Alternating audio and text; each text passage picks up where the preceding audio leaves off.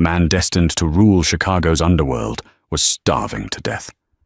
Not for a lack of food, but from a surplus of fear. Nico Salvatore, heir to a criminal empire, hadn't eaten a real meal in 187 days, convinced every plate was poisoned. His father, the Don, watched his son waste away while their rivals circled. Doctors couldn't cure him. Chefs couldn't tempt him. He was a ghost in a bulletproof penthouse, rejecting gourmet meals from the city's finest restaurants. But then, a desperate bodyguard brought him a simple, cheap container of soup, bought from a little trattoria, and cooked by a waitress who was hiding a secret far more dangerous than his. The penthouse wasn't a home. It was a fortress, occupying the entire top floor of a private high-rise on Chicago's Gold Coast.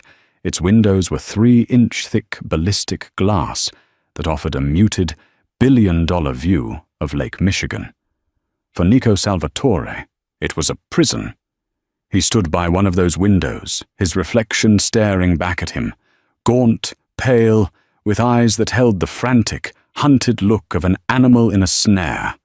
His $5,000 Brioni suit hung on his frame, a mockery of the power he was supposed to represent. Behind him, a crash. "Inutile!" Antonio Salvatore roared. The word, useless, echoed off the marble floors. Nico didn't flinch. He just watched the splatter of risotto alla Milanese slide down the wall. It had been flown in from a Michelin-starred chef, tasted by 2 bodyguards, and served on sterling silver. It was now garbage, joining the remnants of a dry-aged porterhouse from Gibson's and ravioli from Spiaggia.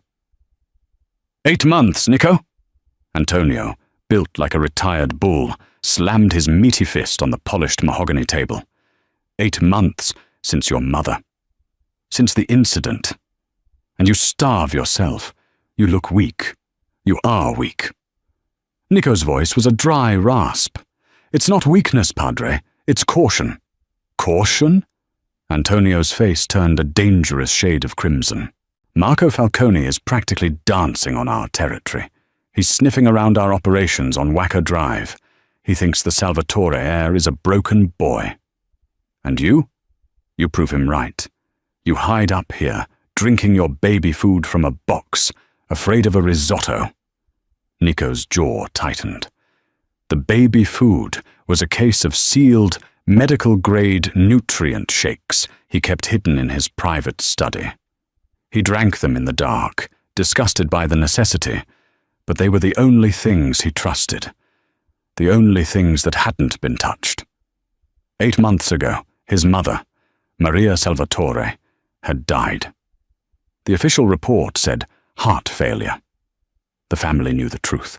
A long, slow-acting poison, undetectable until it was too late, administered by a trusted cook who had vanished the same day. Since then, paranoia had become Nico's only companion. Every plate of food was a threat, every fork a potential weapon. He saw the Falcone family's fingerprints everywhere. His caution wasn't madness, it was survival. But his father was right about one thing. He was weak. His hands trembled, not from fear, but from a profound, debilitating hunger.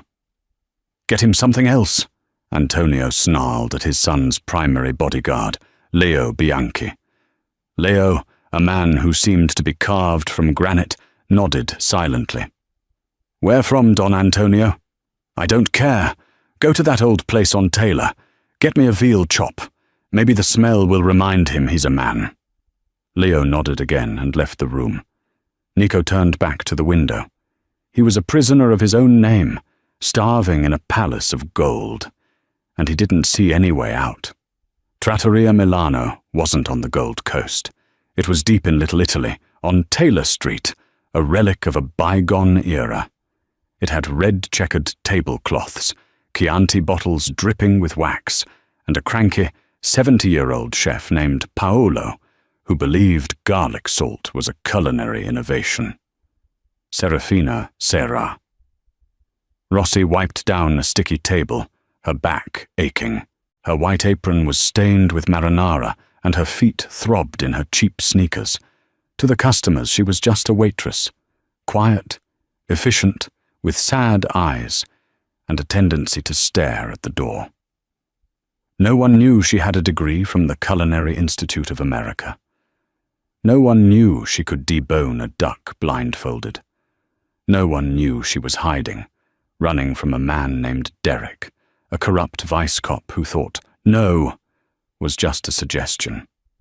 She'd been a rising star in the culinary world, but after she'd testified against him, he'd made her life hell.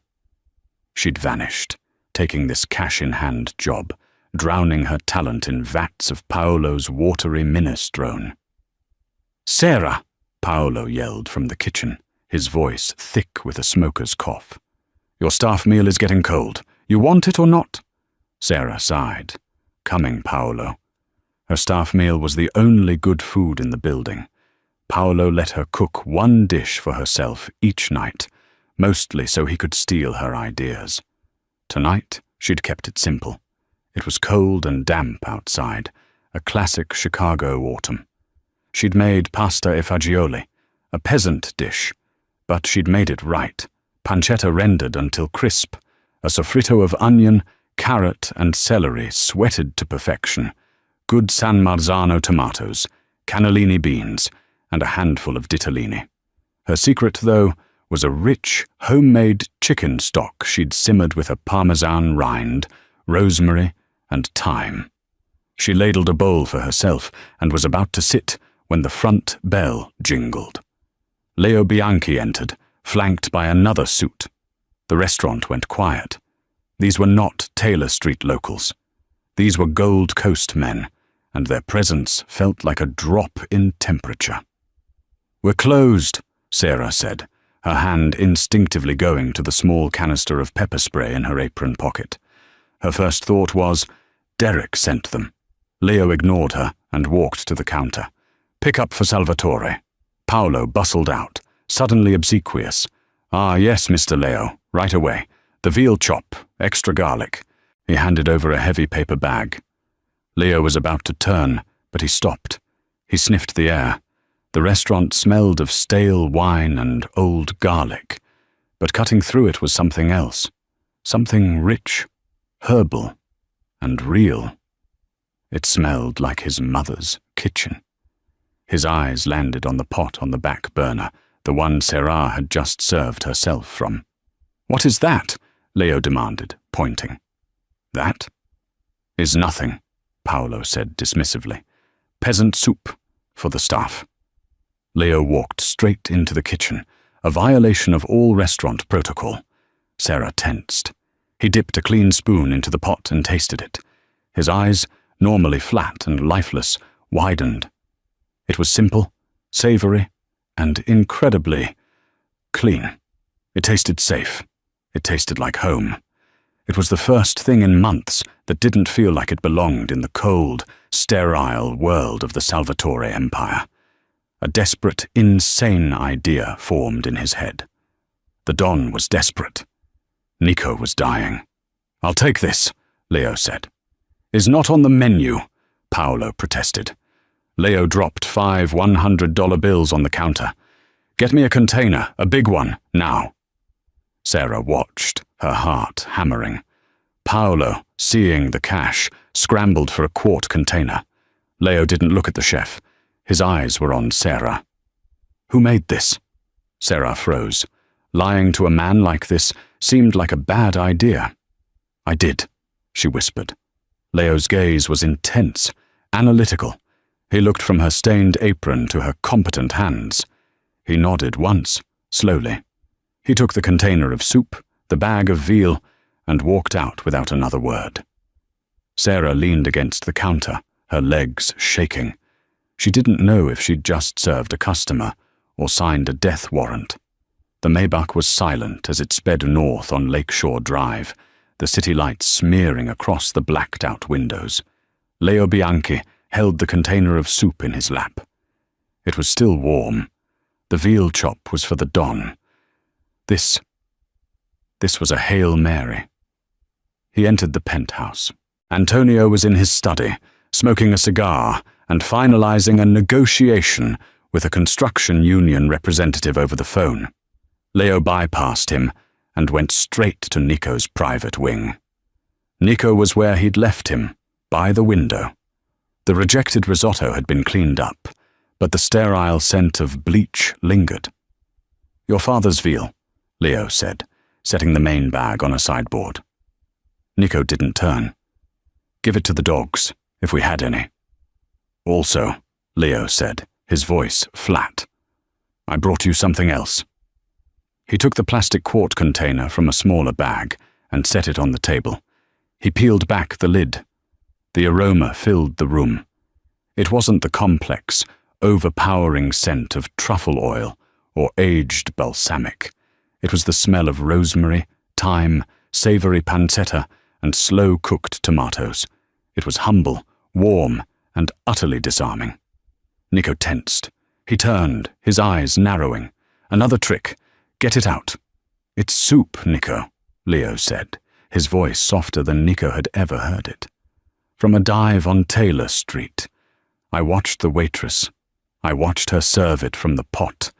No one touched it but her." Nico approached it like a bomb.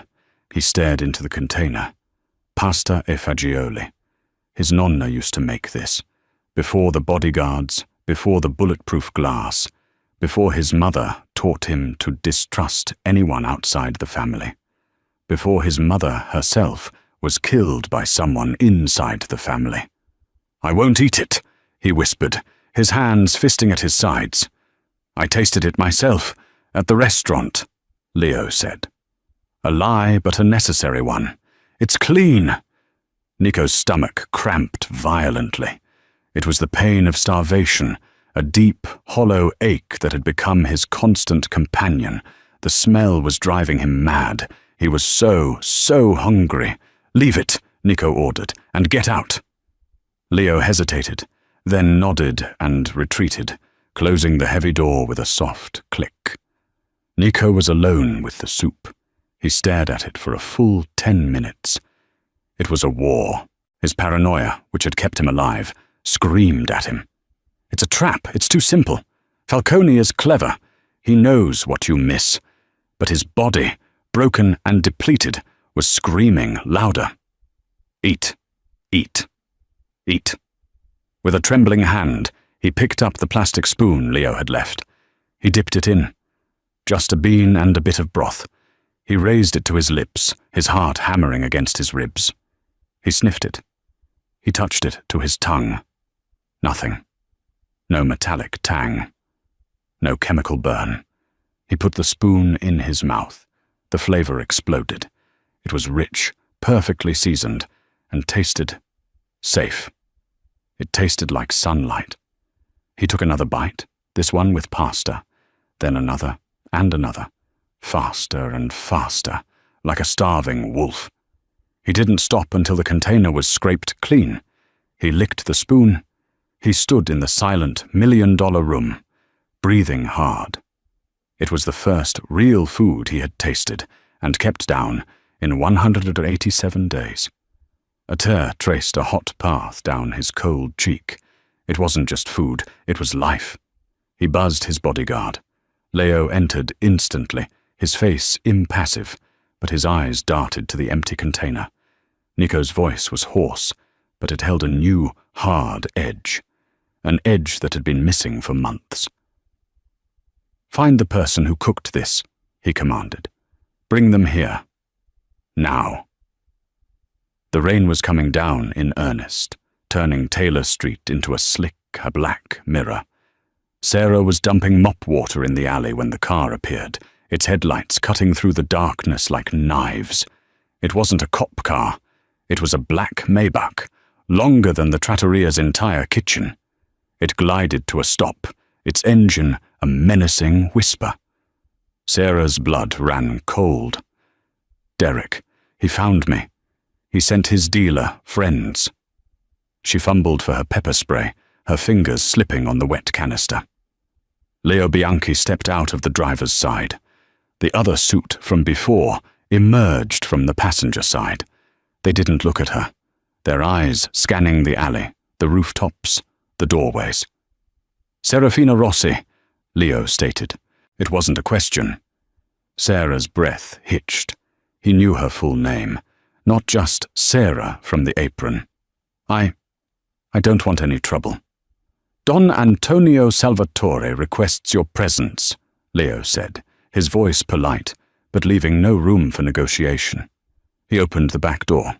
"Requests? It's the middle of the night. I can't." Leo finally looked at her. His gaze was not unkind, but it was absolute. "That was not a request, Miss Rossi. Please, don't make this difficult." Terror warred with a strange, fatalistic curiosity. These men weren't Derek's thugs. They were something else, something older, more powerful. Going with them felt like a terrible, irreversible mistake. But staying and having them make her go felt worse. Numbly, she slipped into the back seat. The leather was buttery soft and smelled of wealth and Cohiba cigars. The door shut with a heavy, final thunk. The drive to the Gold Coast was silent. Sarah watched the neighborhoods change from working-class brick to opulent stone and glass. They pulled into a private underground garage where an armed guard waved them through. An elevator took them directly into the penthouse. The apartment was staggering. It was less a home than a corporate headquarters, all marble, glass, and dark, imposing furniture. And standing in the middle of it all was Don Antonio Salvatore. "Miss Rossi," he boomed, not bothering with an introduction. "You are a difficult woman to find. Your social security number is attached to a culinary school, but your last 3 years are blank." Sarah's heart hammered. He'd run a check on her. I like my privacy." "So do I," Antonio said. He gestured to the empty container of pasta e fagioli still sitting on his son's table. "My son, Nico, has been unwell. Your food. It is the first thing he has eaten in months." Sarah stared at the container. That simple soup.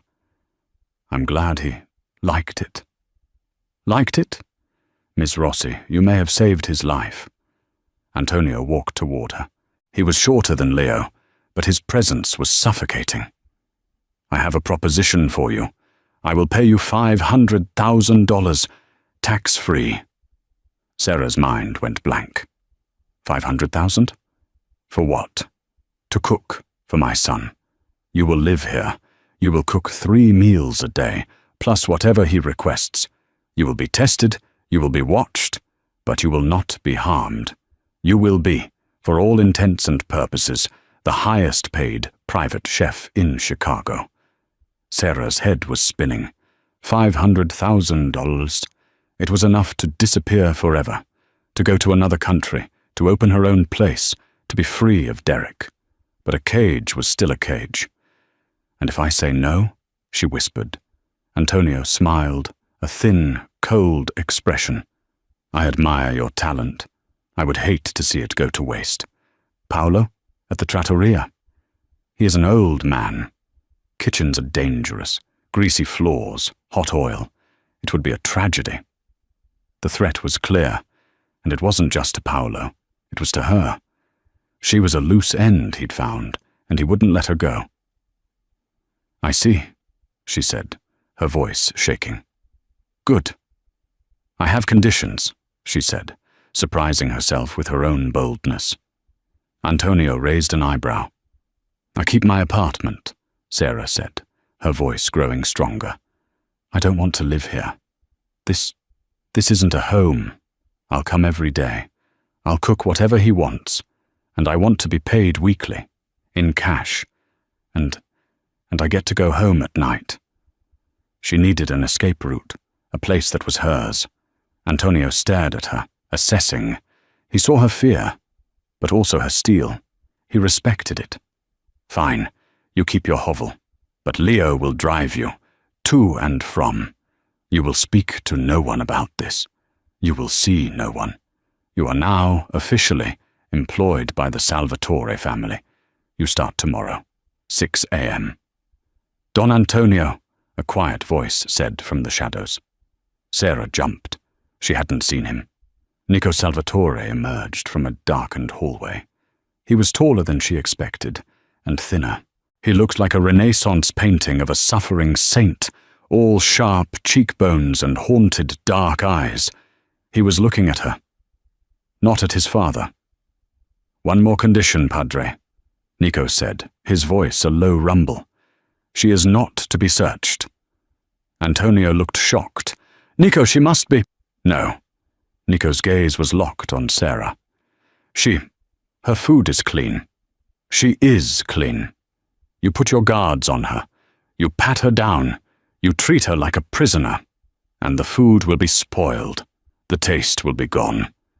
He was speaking of paranoia, of the invisible taint he perceived. She cooks, that's it.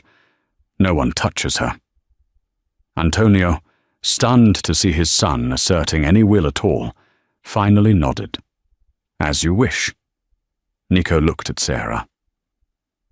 "I'll see you in the morning, Miss Rossi." Sarah just nodded, her throat too tight to speak. She'd been hired by a Mafia don, on the word of his paranoid son, to cook peasant soup for $500,000. Her life, which was already complicated, had just become lethally insane. The Salvatore kitchen was a chef's dream and a prisoner's nightmare. It was a vast expanse of stainless steel, sub-zero refrigerators, and a royal blue La Cornue range that probably cost more than her apartment. It was also sterile, windowless, and equipped with 3 visible security cameras. For the first week, Sarah cooked for a ghost. She would arrive with Leo at 6 a.m. She'd enter the silent kitchen. She'd prepare breakfast, simple, rustic dishes. Baked eggs with fresh ricotta and herbs, a frittata with zucchini and basil, oatmeal simmered in milk with a touch of honey. She'd place the plate on a warming tray by the kitchen service door, ring a small silver bell, and leave. She would retreat to a small, adjoining pantry room, her designated waiting area, and watch the camera feed. Nico would emerge from the shadows, always alone. He'd inspect the food, he'd sniff it, he'd scan the kitchen, his eyes lingering on the camera where he knew she was watching. Then he'd take the plate and disappear. Minutes later, the plate would be returned, empty. Then she'd prepare lunch, a simple soup, a pan-seared chicken breast with lemon and capers, a fresh salad of arugula and shaved parmesan. Ring the bell. Retreat, watch him take it. Then dinner, osso buco, a simple roasted fish, cacio e pepe. He ate everything, every single bite. Nico was changing. The gaunt, skeletal look was receding. Color was returning to his face. The tremor in his hands was gone. He was still a predator, but he was no longer a starving one. Their communication was limited to terse, handwritten notes he left on the empty plates. More time in the chicken. The sauce was too rich. My mother made polenta like this. That last one had stopped her. She'd made a simple, creamy polenta with a short rib ragu. It was a note of vulnerability, a crack in his armor. She started cooking with more intent. She made him things that were comforting, food from a childhood he must have missed. Simple apple cakes, rice pudding with cinnamon. She was, quite literally, nurturing him back to life. She, however, was miserable. She was a prisoner. Leo was her shadow. He drove her to the kitchen. He drove her back to her apartment. He sat in his car outside her building all night. She had $60,000 in cash hidden under her floorboards after 6 weeks, but she had no life. The only variable was Derek. Her ex, the corrupt cop, hadn't given up. He'd been watching her. He saw her leaving her dump of an apartment. He saw her getting into a $300,000 Maybach every morning. One evening, as she stepped out of the car, Leo's phone rang. It was the Don. Leo turned his back to take the call, his focus broken for just a second. That's all it took. Well, well, well, a voice sneered from the alley. Sarah froze. Derek stepped out, his cheap suit reeking of whiskey, his eyes lit with a greedy, possessive fire. "Traded up, have we, Sarah?" he said, gesturing to the Maybach. "Found yourself a sugar daddy, and here I thought you were just a scared little waitress." "Go away, Derek," Sarah said, her voice trembling. "Not a chance. I see how this works. You're his property."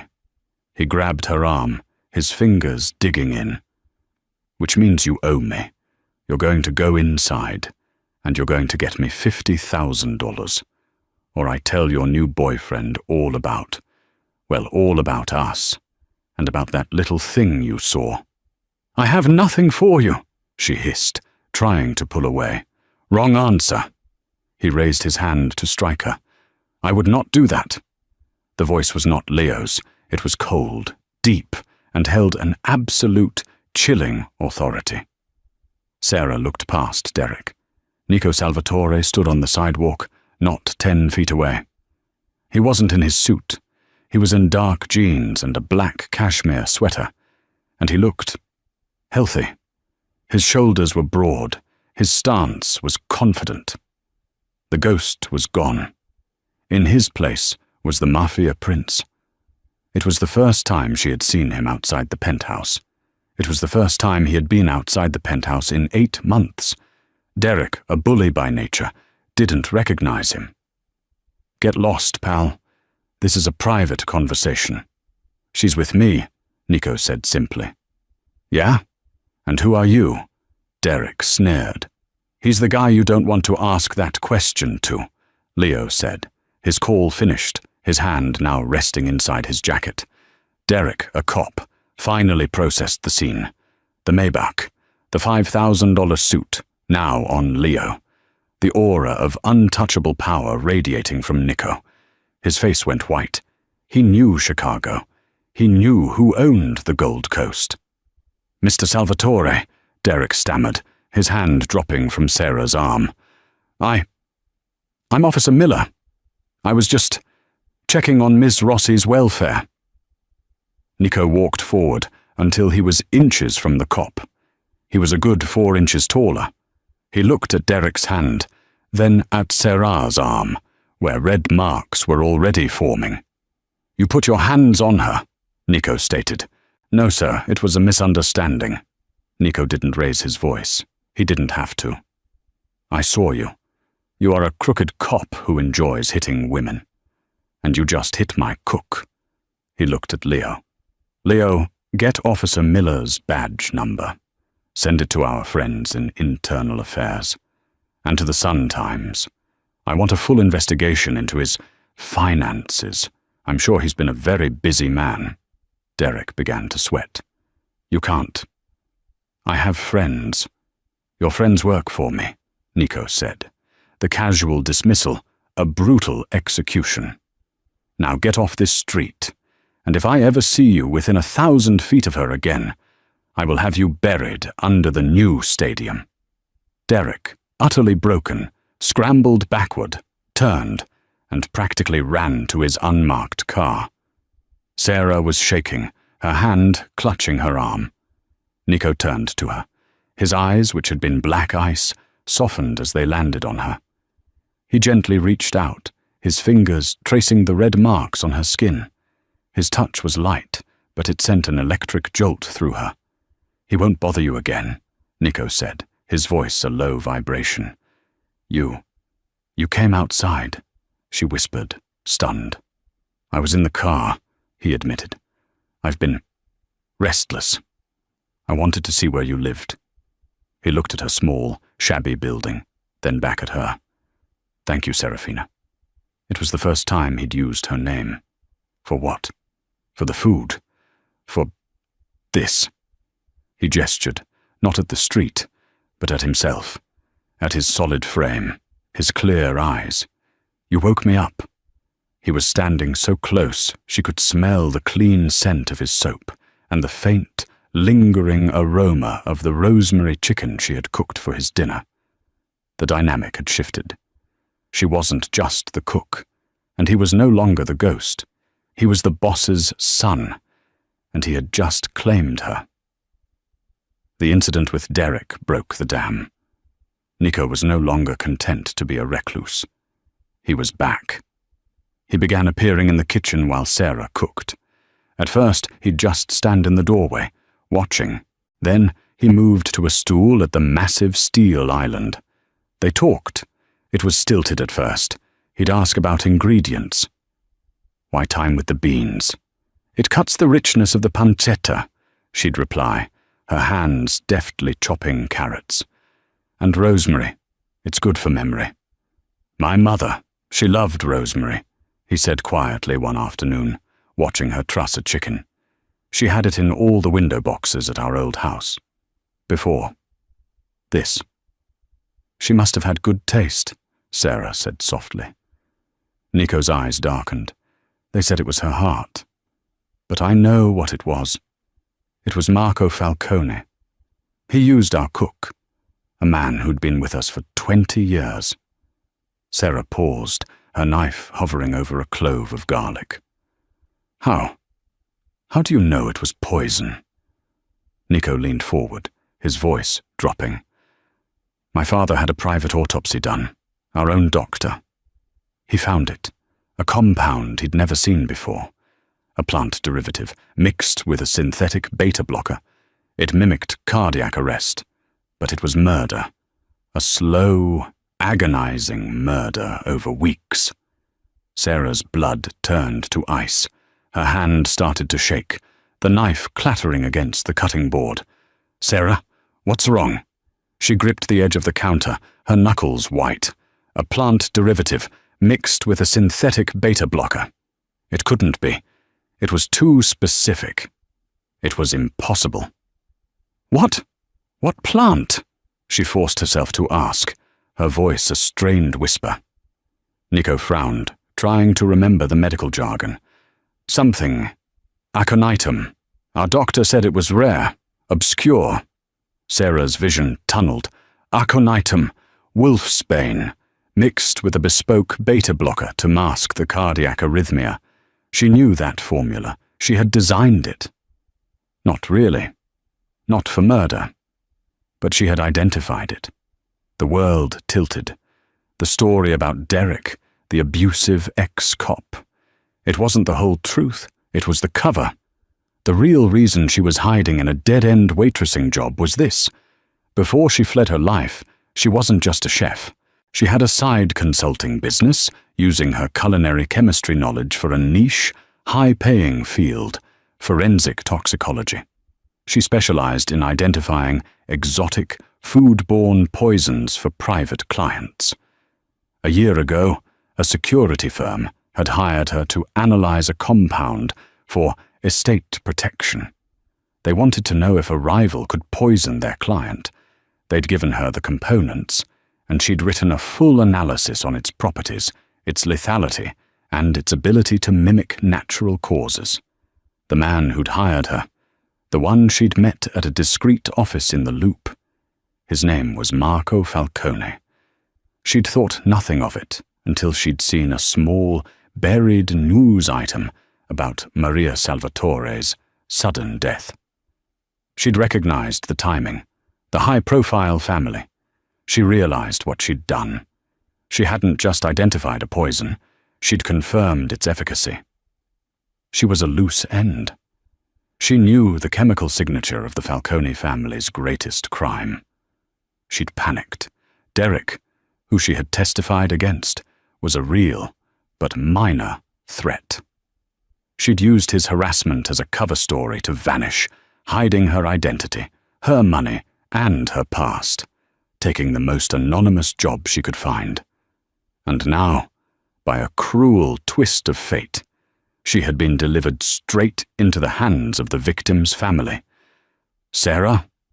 Nico was standing now, his hand on her shoulder. You're white as a sheet. What is it? She looked at him, her eyes wide with a terror that was far deeper than Derek had ever inspired. Nico, she choked out. The soup, the pasta e fagioli I made. What about it? The herbs, rosemary and thyme. I didn't just add them for flavor. It's a habit from my work. They are known in toxicology as mild purifiers. Thyme has antiseptic properties. Rosemary can help stimulate the nervous system. I think your body... I think it... He stared at her, not understanding. My body what? The final, horrifying piece of the puzzle slammed into place. Why had her food been the only thing he could eat? He thought it was nostalgia. He thought it was safety. It wasn't. His mother was poisoned slowly. What if the trusted cook had been poisoning Nico too? A smaller dose, to weaken the heir, to make him sick and paranoid, to destabilize the whole family. He wasn't just grieving. He was recovering. His body hadn't been craving his nonna's cooking. It had been craving the antidote. "Oh my God," Sarah whispered. "Nico, I have to tell you something. And you have to promise. You have to promise you'll believe me." She pulled the thumb drive from the chain she wore hidden under her shirt. This is my old life. This is the research. The man who hired me to analyze that poison. It was Marco Falcone." Nico's face, which had become so warm and alive, turned back into the cold, hard mask of the man he was. "What?" he said, his voice lethally soft. "Did you just say?" The kitchen, which had become a sanctuary of warm scents and hesitant trust, instantly became a vacuum. The air crackled with a new, lethal silence. Nico Salvatore stood perfectly still, his transformation from a haunted recluse to a healthy man now freezing into a different, more terrifying state. The absolute stillness of a predator that has just cornered its prey. Sarah's hand, the one not clutching the USB drive, was pressed against her mouth. Her heart was a frantic drum against her ribs. She had just confessed. She had just admitted to the son of Maria Salvatore that she was, in essence, an accomplice, however unwitting, to his mother's murder. She was standing in a penthouse owned by the Mafia, confessing to the heir. Her life, she was certain, was over. Nico's dark eyes, which had recently begun to look at her with warmth, were now unreadable, flat and black. "Say that again," he commanded. His voice wasn't loud. It was a low, precise vibration that cut through the sterile air. He hired me," Sarah stammered, tears welling. "His name was Marco Falcone. He said he ran a security firm. He said it was for estate protection. He gave me the chemical compounds and I analyzed them. I wrote a report." "A report," Nico repeated, his voice dangerously devoid of emotion. "On this drive." She held it out, her hand shaking so violently the drive rattled against the chain. "It's all my old work. The chemical analysis, the sourcing, the invoice. I didn't know, Nico. I swear to God, I didn't know what it was for until I read the news about your mother." Nico didn't take the drive. His eyes were locked on her face, searching, analyzing, stripping away every layer. He was looking for the lie. He found none. He saw only a terror so profound it was almost paralyzing. He took a slow, deliberate breath. He wasn't just poisoning my mother. It wasn't a question. It was a conclusion, the final, horrifying piece of the puzzle slamming into place. "He was poisoning me," Nico continued, his voice a low growl. "A maintenance dose, something in my food, day after day. Just enough to keep me sick, to make the paranoia real, to validate the fear. He was trying to make me waste away." He looked at his own hands, no longer trembling, and fisted them. He wanted my father to see his heir, his only son, rot from the inside out, to break him, to break our family. He finally looked at Sarah, and the understanding that dawned in his eyes was so intense it made her gasp. "And then you came," he whispered. "You. The one person on Earth who knew the exact signature of his poison." "Nico, He didn't just happen to find you, Leo," Nico said, his gaze shifting to the corner of the room. Leo Bianchi was there, silent, his hand already inside his jacket. "It wasn't an accident. Your pasta e fagioli, all of it. My body wasn't just hungry. It was sick. It was being poisoned. And your food was clean." He stepped closer, his voice dropping. "Those herbs, the rosemary, the thyme. You said it yourself. They're purifiers. My body, it knew you were the antidote." He looked at her, not as a killer, but as a man witnessing a miracle of vengeance. "Falcone didn't just make a mistake, Sarah. He delivered the weapon and the cure straight to my front door." He plucked the USB drive from her hand. "Plug in your laptop. Show me." Numbly, she did as he commanded. She retrieved her laptop, plugged in the drive, and entered the layers of passwords. The file tree opened. She clicked on the folder labeled Falcon Imports, LLC. Nico leaned over her shoulder, his proximity suffocating. She opened the PDF. Toxicological analysis, compound 7B, aconitum, beta-blocker synthesis. He read her clinical, detached words. Highly effective, virtually untraceable, molecular structure designed to mimic sudden cardiac arrhythmia, slow acting in reduced doses. Cumulative effect leads to systemic failure, paranoia, and muscular degradation. Sarah shut her eyes, unable to watch him read the blueprint for his own family's destruction. She heard him take a sharp, ragged breath. Then he was moving. He pulled out his phone. "Leo," he snapped. "Get my father. Tell him to clear his schedule. Tell him we have a ghost, and I know his name. Get him here. Now." 20 minutes later, the penthouse study, which was usually dark and smelled of old cigars and leather, was a brightly lit war room. Don Antonio Salvatore sat behind his massive desk, his face a mask of stone. He had listened without interruption as Sarah, standing in the center of the room like a defendant, told her entire story. She told him about her past as a forensic toxicologist, the security firm, the analysis, the invoice. She told him about her realization, about the herbs, about Nico. When she finished, the silence was deafening. Antonio stared at her, his big, meaty hands clasped on the desk. Sarah felt her life hanging by a single, fraying thread. Finally, Antonio spoke, his voice a gravelly rumble. "You are telling me," he said, "that Marco Falcone was stupid enough to not only invoice you for the murder of my wife, but to let you live?" "He didn't know my real name," Sarah whispered. "The business was under an LLC.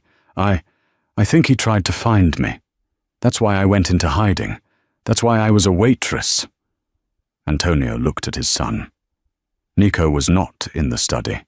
He was standing in the doorway, blocking the only exit, his arms crossed. He was guarding her.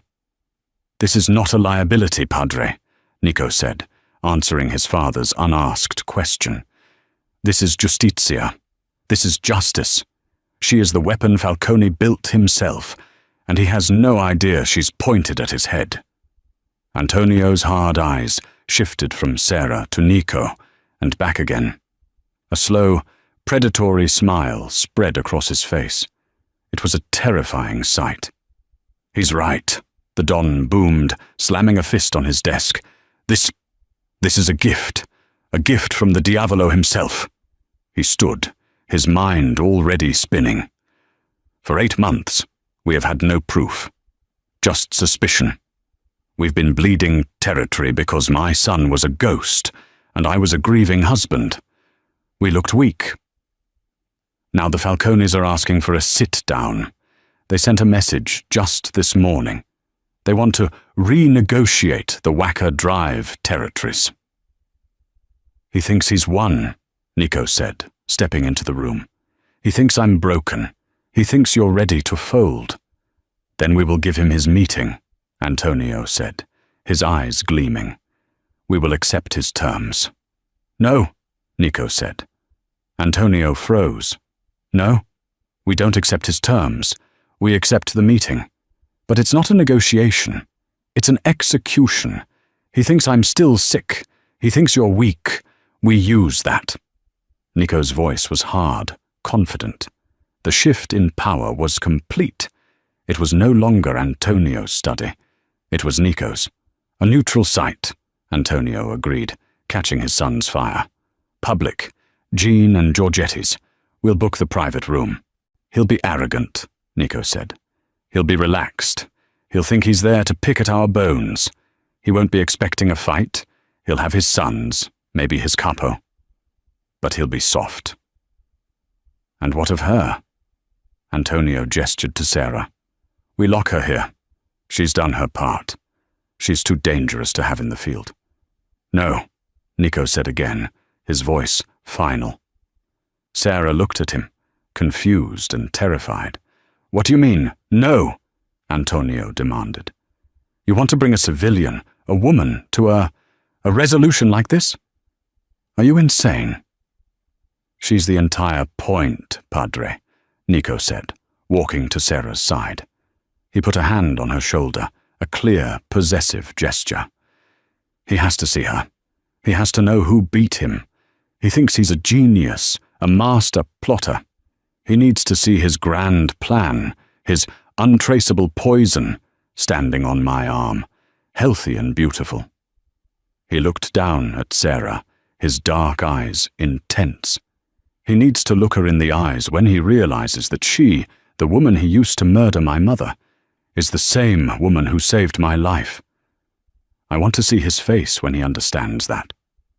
Antonio Salvatore stared at his son. He saw the ghost was truly gone. In his place was a Don, a man colder, smarter, and perhaps more ruthless than he had ever been. As you wish, Capo, Antonio said, a rare note of profound respect in his voice. He picked up the phone. Get me our friends at Jean and Giorgetti.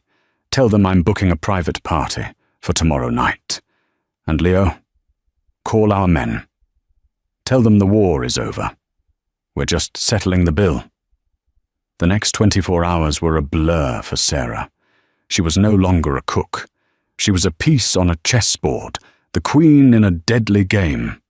She was moved from her pantry room to one of the opulent guest suites. She was not allowed to leave. That afternoon, a woman with a severe haircut and a measuring tape arrived. She said nothing, but measured Sarah for a dress. 2 hours later, a box from Neiman Marcus arrived. Inside was a simple, breathtakingly expensive black velvet dress, a pair of black Manolo Blahnik heels, and a small velvet box. Sarah opened the box. Inside was a pair of simple, elegant diamond and sapphire earrings. She was being dressed for her role, the Mafia prince's new fidanzata. A beautiful, silent trophy. That evening, as the sun set and painted the lake in shades of blood orange and violet, Nico came to her room. He was already in a custom-tailored charcoal suit, the kind that cost more than her culinary degree. He looked, every inch, the ruler he was born to be. You're shaking, he said, his voice quiet. I'm a cook, Nico. I'm not this. She gestured to the dress, to the armed guards outside her door. They're going to kill me. The second he sees me, he'll know.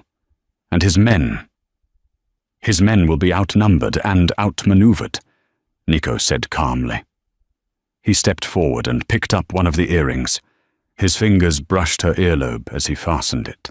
His touch was cold from the autumn air, but it sent a jolt of heat through her. You are not a target tonight, Sarah. You are a symbol. He fastened the other earring. My father's men will be the waiters. They will be the valets. They will be in the kitchen. Marco Falcone and his sons will be in a steel box, and they won't even know it until the lid is shut.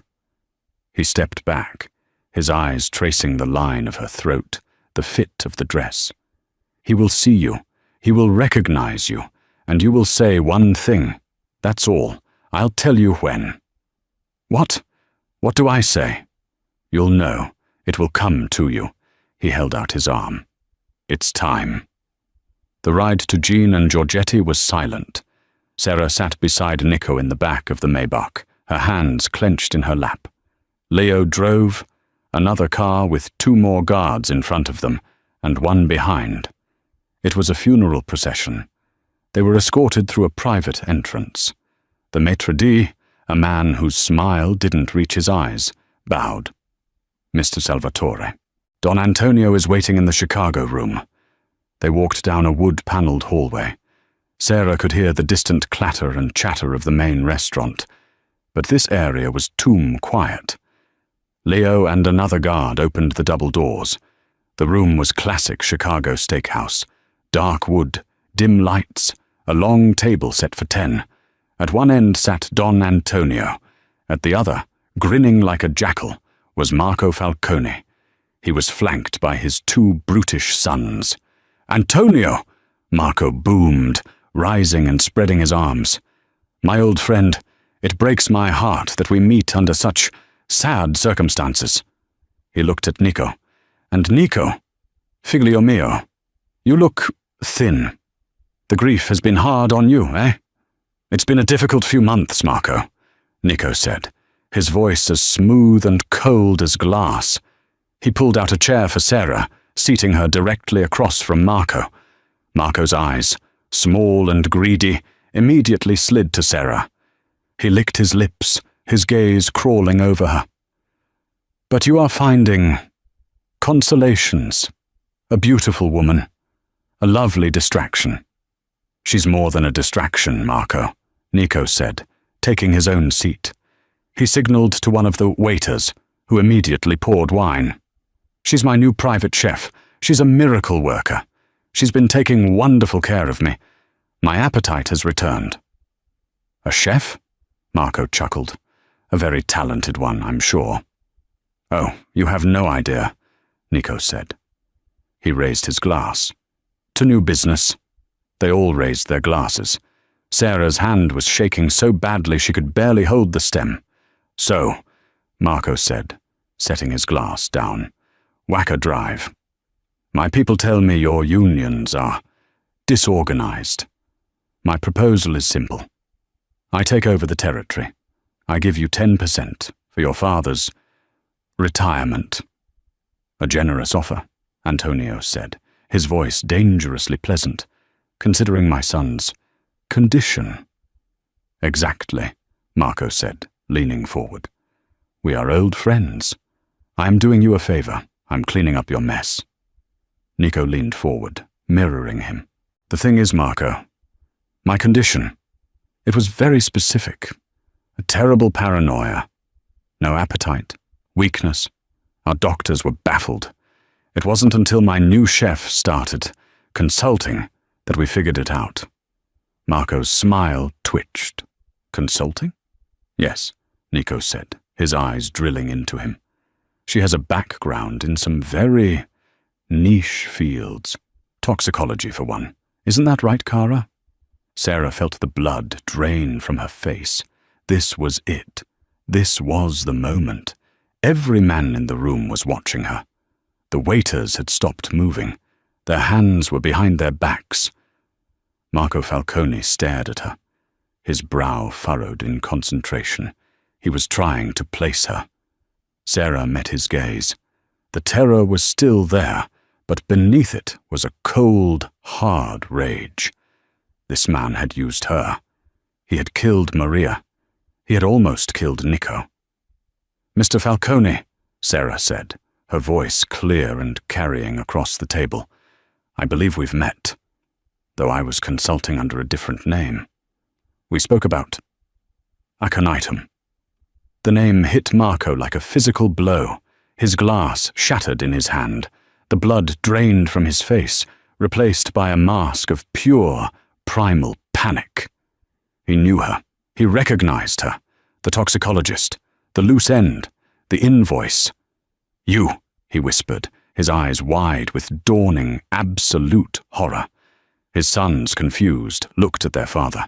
"Pop, what is it?" Marco lunged, screaming. "It's a trap! Kill them!"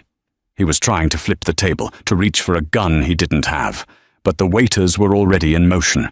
There was no chaotic firefight. It was a culling. The thwip, thwip, thwip of suppressed firearms was the only sound. Leo Bianchi was a blur, putting 2 rounds in each of Marco's sons before they could even get out of their chairs. Nico didn't shield Sarah. He stood, pushed her chair back against the wall, and stepped in front of her. He drew his own weapon from a holster under his arm. Marco Falcone was on his knees, wounded, gurgling, staring in disbelief at Antonio, who hadn't even flinched. Nico walked calmly to him, leveled the pistol at his head, and leaned in close.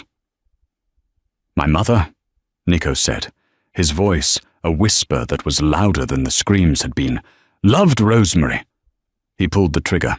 The silence that fell was absolute, broken only by the drip of wine and blood onto the carpet. Nico stood for a moment, his chest rising and falling. He tucked his weapon away, adjusted his cuffs, and turned. He was no longer the prince. He was the king. He walked back to Sarah. She was pressed against the wall, her eyes wide, shaking from head to toe. He gently took her hand. His was warm. "Leo," Nico said, his voice back to its normal calm timbre. "Clean this up. Send a message to the Falcone capos. Tell them they have a new boss." He paused, then looked his bodyguard in the eye. "And call our friends at the U.S. Attorney's office. Give them the file on Falcone's entire payroll. I want every crooked cop, judge, and politician he owned indicted by dawn, starting with Officer Derek Miller." He didn't wait for a reply. He kept hold of Sarah's hand, wrapped his free arm around her shoulders, and led her out the private entrance, leaving the carnage and the old regime behind. They stepped out into the cold, clean Chicago night. The city lights reflected in her diamond earrings.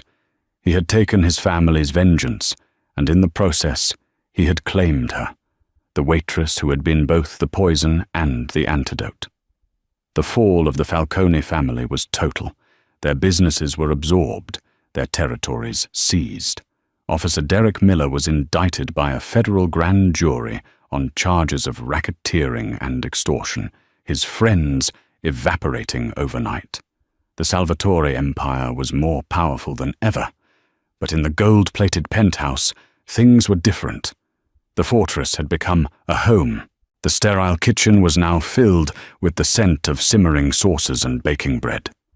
Nico Salvatore, now the undisputed and feared heir, never returned to his nutrient shakes. He'd found an appetite for life, and for the woman who had saved him. Serafina was no longer a prisoner. She was a queen, ruling from her kitchen. She had the protection of the most powerful name in Chicago, and the love of the man she had brought back from the brink. It was a dark, dangerous world. But it was theirs, and it all began not with a bullet or a bribe, but with a simple bowl of soup, cooked by a waitress who knew that the right ingredients could cure anything, even a poisoning of the soul. Thank you for listening to this story. We pour our hearts into creating dramatic tales of love, danger, and karma for you every week. If you enjoyed this journey, please show your support by hitting that like button, sharing this video with a friend who loves a good twist, and most importantly, subscribing to the channel. Don't forget to ring the notification bell so you never miss an episode. Let us know in the comments what kind of story you want to hear next.